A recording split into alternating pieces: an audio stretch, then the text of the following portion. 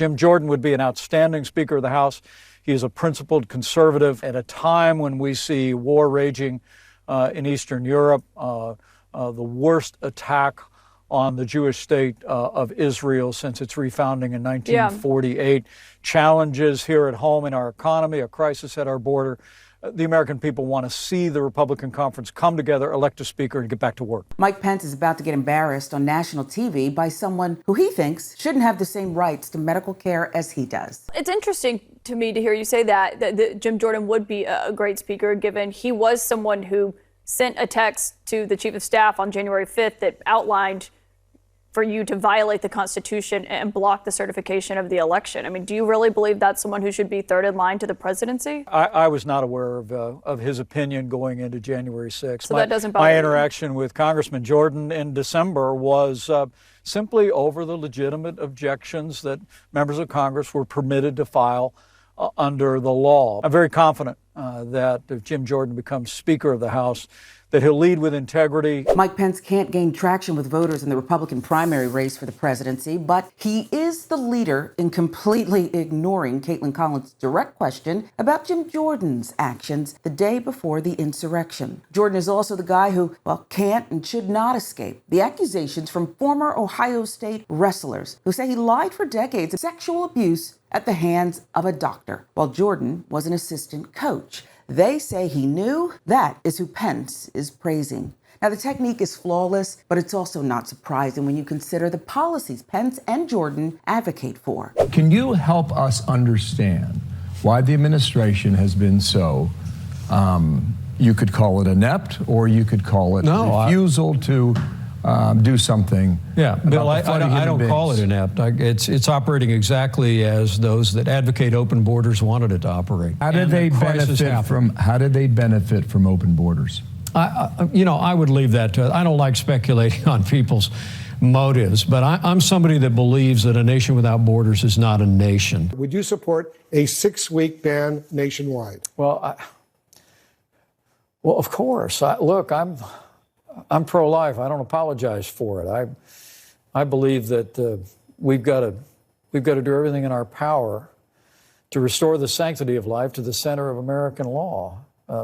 And I'd support federal legislation in that regard if I was in the Congress or had any other job here. Where we talked about and, in fact, cut taxes for families and businesses, Donald Trump today advocates a 10% tax on all imports into the United States that the Tax Foundation said would cost 500,000 jobs. And, of course, as a pro-life American, I'm proud that our administration was the most pro-life in history. But now my former running mate, Donald Trump, is actually criticizing overturning Roe versus Wade, blaming election losses on that great pro-life victory. I think there's a real Republican time for choosing.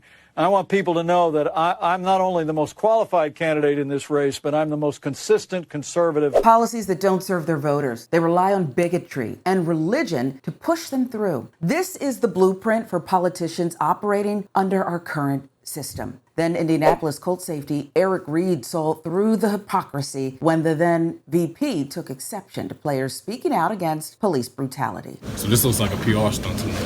He knew our team has had the most players protests. He knew that we were probably going to do it again.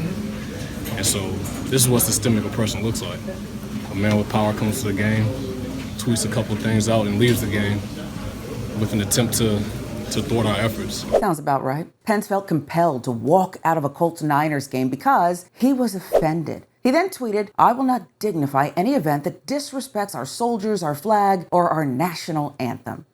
Sure you will. The irony is he can't escape his own record, and yet he can't get credit for it either with the crowd that matters. Pence's policies and attitudes match almost identically with Trump, yet the MAGA movement, the base of the party, wants nothing to do with him.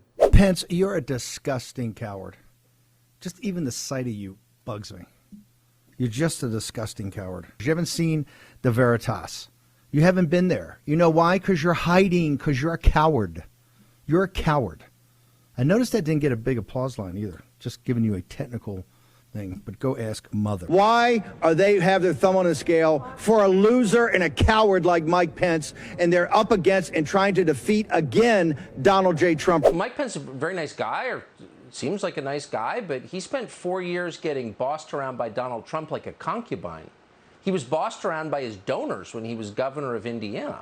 He's not in a position to lead anything. I think he probably has useful years left in him, and I think he has probably something to add, perhaps. He probably has grandchildren, too. But the idea that he's going to run for president is like delusional. I thought Vice President Pence was an honorable man and a Christian, and he's a liar. A liar, a follower, he should fade away. And those are some of the nicest things his former friends have uttered about him. It shows that Pence is not just robotic. He's tone deaf, too. Certainly not in any position to ascend to the White House in 2024. But then again, stranger things have happened.